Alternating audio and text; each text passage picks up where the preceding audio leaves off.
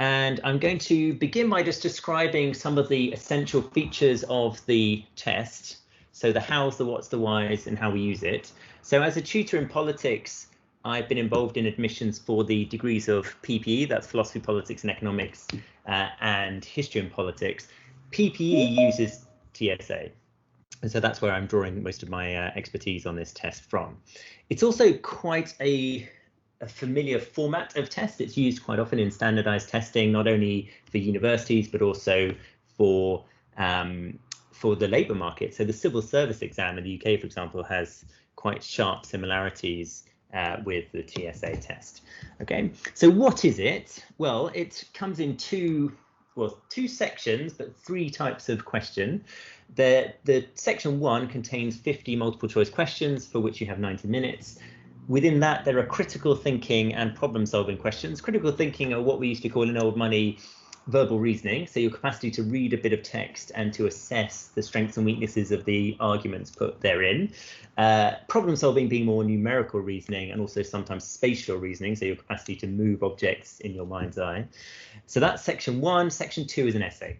Okay, how do we use them and why do we use them? What's the point in having TSA? Well, we have the TSA because you're all so good, basically, and your A-levels are not sufficient to help us distinguish between you. So we have to have more data in order to get a sense of who's going to be who's going to have the greatest academic ability and potential, which is ultimately what we're interested in admissions. Okay, so that's why we use it. Is it designed to stop people from underprivileged backgrounds from applying? No, absolutely not. It's a commonly held suspicion that these admissions tests are designed to sort of thwart or discourage people from lesser privileged backgrounds. Actually, in many ways, the opposite is the case, because A-levels and other public exams systematically favour those from certain types of school and certain types of background. So having an extra data point that we can utilise to distinguish between people is, in theory, going to make the process a bit fairer. Okay, how do we actually use the TSA? So what data do I get when I'm doing my admissions process for PPE? What sort of data do I receive? Well, I get 2 discrete scores. I get your critical thinking and I get your problem solving scores. So let me just see if I can find the description. So sorry, I should know I'm half blind, that's why I'm really craning in, so do bear with me on that. Test question, explanation of results, here we go. So we will get 2 scores. We get your problem solving score and we get your critical thinking score separately. We also get them combined as well. And we mark your essay. So we receive the scores from Cambridge for the section 1 multiple choice part of the exam, and we mark the essays ourselves in-house, okay? And we moderate that marking just to make sure it's as fair as possible, okay? So how do we use it? Well, it's not algorithmic. In other words, we're not just going to look at your score and from that alone determine whether or not you pass or fail. It's really not as black and white as that. We utilize the TSA along with all the other data provided in your application. And so we make a holistic judgment of your strengths as an applicant. That means that although coming in, say, the top quartile, the top 25% of test takers makes you highly likely to be invited for interview, if the test doesn't go terribly well for some reason, it's definitely not the end of the road necessarily. Okay, so we look, for example, at other strengths in your application, and we can use those in order to justify inviting you to an interview. So the test is important. It's one of the better predictors of admission success, I'll be honest, but it's not the only thing that matters. And also, of course, sometimes things can just get in the way of a good test performance. It's not unheard of for people to be terribly sick on the day of the test, for example. I had one case where a young man was taking the test and the wall of the test centre fell down while he was taking the test, which would quite obviously have been a major distraction. So if that happens, for goodness sake, just get in touch with us, let us know so that we can bear that in mind. It's not unusual to have to take into consideration mitigating circumstances, and we will very much do so. So do always make sure that you keep a good line of communication with the college that you've applied to. Okay, what else should I mention at this stage? So how to register. Do please take good care to consider the logistics of taking the test, where you're going to take it, how you're going to take it. It's all going to be online again this year, in all probability. So just make sure that everything about that is set up for you. If you have any special requirements around using technology, then you need to make sure that those are set up well in advance. So it's a good idea to do a little bit of digging early doors just to make sure that all of that is sort of ordered away and settled. Okay, so let's start with some just really generic tips about how to prepare for the test. So I've got 3 P's that I like to emphasize when it comes to preparing for TSA. And these are going to sound slightly sort of odd, but bear with me. The first P is physiological. Okay, you have to actually look after yourself and look after your body if you want your mind to perform at the sort of level that is required. Now, the TSA is as much a test of your mental endurance as it is a test of your thinking skills. Because look here, you've got 50 questions like this that you have to get through in 90 minutes. So that's less than 2 minutes per question. And these questions take a lot of concentration. And if you're not in a good frame of mind, you simply won't get through it. By about question 10, you'll already be flagging. Your performance will start to tail off. So you do need to think quite carefully. You need to almost audit how you're treating yourself in body, because it will affect your cognition. Okay, so do please be very careful with regards to how much sleep you're getting, how much good nutritious food you're eating, how much water you're drinking. When we determine who goes in the different quartiles, so we do band everyone into first, second, third, fourth quartiles. The difference between first and second quartile is a fraction of 1%. Because there are so many people taking the test, it comes down to tiny margins. So if you're just a little bit poor, underslept, you know, a little bit dehydrated, you're a little bit sort of undernourished or suffering from some vitamin deficiency on a minor scale, that really could be it. That could make the difference. So do think about how you can just get through a test like this. Okay. Sorry, I'm just responding to some questions. You said the test's online. Does that mean the essay section will be typed? Most likely, yes. If that causes you any problems, then, as I say, make sure that you look into that. Is this another test plus your subject test? So it depends on the degree you're applying for. So for some degrees, you would just have TSA. I'm not sure about other degrees. So well worth looking into that carefully, because it may be that there are extra hurdles required. But certainly for all of the degrees in Oxford, it's just TSA. You wouldn't have something in addition to that. Okay. If an applicant has mitigating circumstances on the day of the test and they have made an open application, who do they contact? Good question. By that stage, you will likely have been given a college contact. So that would usually be the person that you would get in contact with. If not, you can always contact me and I can try and help you out. So you should have my email address by now. You know, someone will want to help you. It is our job, and we're very willing to do so. Does the history course in Oxford and Cambridge require TSA? No, history at Oxford requires an aptitude test. Cambridge has a history admissions test, which is very similar to the HAT test. You can find lots of good past papers on that online. Okay. So moving on. So the first point of preparation, the first P is physiological. Look after your body, because this is a test of stamina. Okay, it's not just a test of brains. The second P is psychological. Don't, in other words, psych yourself out.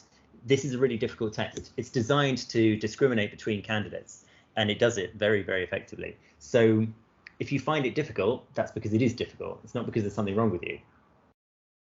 Okay, it's quite similar to IQ style tests, but you've got to remember, of course, that IQ is basically a load of old nonsense. You know, measuring someone's intelligence quotient as if it's stable is somewhat nonsensical. You know, you go to school, you improve your thinking skills all the time. So the idea that you have a fixed quotient of intelligence is not very likely. And so you need to bear in mind that you can improve your performance on this test. So if you find it difficult in the first iteration, that's because it is difficult. Okay, so don't sort of freak yourself out, because then you'll be wasting your energy on just nerves and imposter syndrome. Another sort of completely diametrically opposed problem can sometimes be complacency. this is a tough test, and it can be tempting to think, oh, it'll be a breeze, I'll walk it because I'm the best in my school. But that sort of complacency might not help you either. So somewhere down the middle track is where your psychology ought to be, not too sort of self-defeating and also not too self-regarding, somewhere in the middle. All right, we've got a few more questions. Thank you so much for that. Is there a way of viewing this recording after the meeting? Yes, yep, you'll be sent the recording. That's completely fine. How are the essays moderated? So a portion, so that we mark the essays, and a portion of the essays are shared amongst colleagues just to check that we're all on the same page. Do applicants receive learning support and receive extra time allotment? I believe so, yes. If you have special requirements that would usually apply for public exams like A-levels, then I think they should pertain to TSA as well. But again, that's something you'll need to check with your test centre. Okay, so just be careful and look into that early would be my advice. So the first P of preparation was physiological, the second P was psychological, the third P is practice. Go through as many past papers as you can. Okay, and I would advise you start tonight if you can. Now, in terms of practice, what I wouldn't necessarily advocate is that you go and sit down and do lots of timed past papers, because you'll get very quickly sick of that. What you can do is to just conceptualize this as a little bit like doing a crossword or a Sudoku or something like that. You're doing a bit of a brain teaser at the end of the day for 20-30 minutes a day, and it's just a bit of light relief. If you have that positive mindset, you're much more likely to do it. And you'll also not be so resentful of the preparation. You won't sort of think, oh, bloody Oxford, they're making me do all this sort of awful preparation.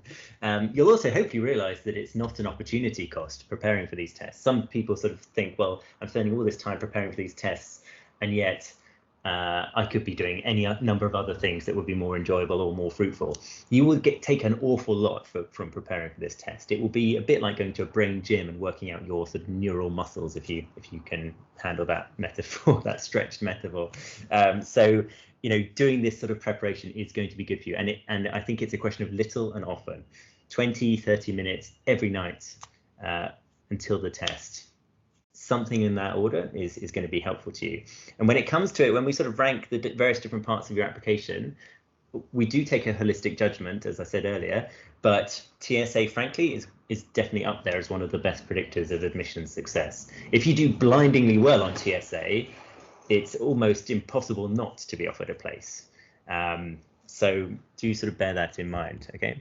The website only mentions section 1 for history and economics, history and economics and management. Is this true?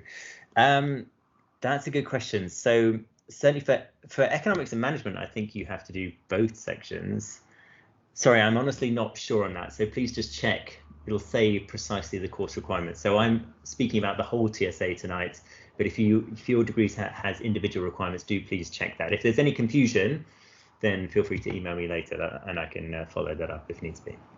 Okay, so those are the sort of 3 parts of preparation: physiological, psychological, practical. Let's get into the practical and some of the things that you could be doing. So here is the TSA from last year, from November 2020. One thing to note is that the question scores are cumulative. What that means is that each question is not weighted the same. It's not like you get sort of 2 marks for every question you get right. You get progressively higher marks for every question you get right. Okay, I think I can show you what that means. The score conversion here.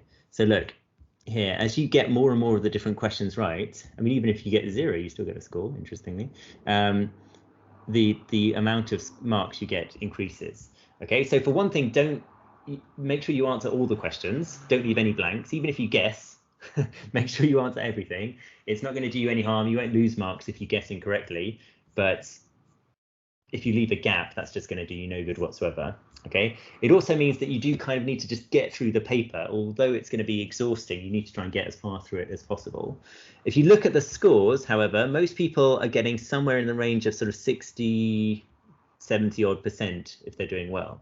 Okay, so don't expect to get 100%. Practically no one gets 100%. So, you know, again, thinking about your psychology, if you go into it expecting to get a perfect score, you're almost certainly going to disappoint yourself, and that could be deleterious to your mental health. So don't sort of go into it with unrealistic expectations. Okay, it's therefore these later questions that tend to feel the hardest. I don't think they are harder necessarily, but they can sometimes feel harder simply because you're just knackered by this stage, right? By question 45, You've already done 44 questions, and you've hopefully been keeping to time. So you've been doing them in 1 minute 48 each, which is the time constraints you have. So you're basically running on empty. And so these questions are going to be a real stretch.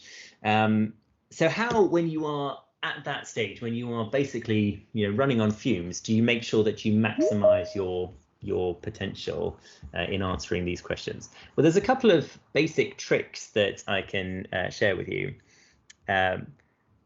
So just to answer a quick question, do I mean that the final questions are worth more marks? No, I mean that, well, sometimes different questions are weighted differently depending on how many people can answer them correctly. It's quite complicated, but because fewer people tend to answer the later questions, then yes, they can often have higher marks. But that doesn't necessarily mean that you should start the paper backwards, if you like, start by answering question 50 backwards. It just means that you need to get through as many of the questions as possible. Is the hat similar to the TSA? No, it's totally different. So I have a video on the hat on YouTube, so check that out. But the hat is completely different to this. The LNAT is relatively similar for law. The BMAT is surprisingly similar for medicine. Anyway, so what sort of tricks do I have up my sleeve? So let's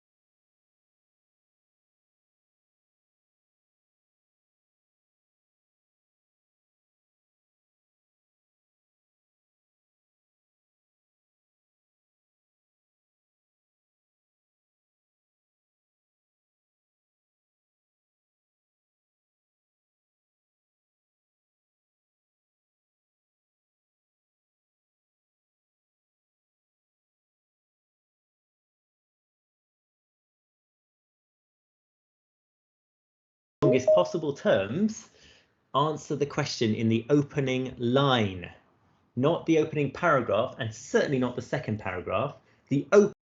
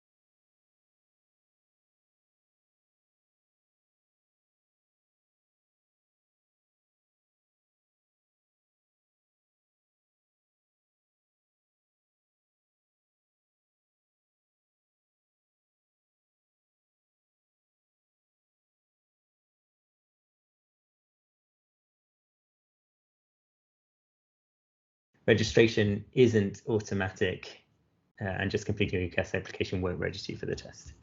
Okay, grand. Right. So thank you all very much, everyone. Thanks for turning out. It shows great commitment on your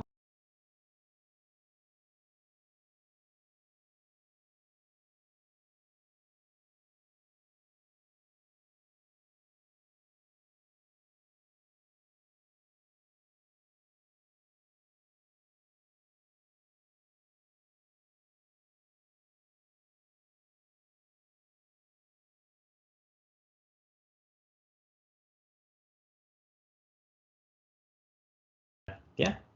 Thanks for coming. Bye.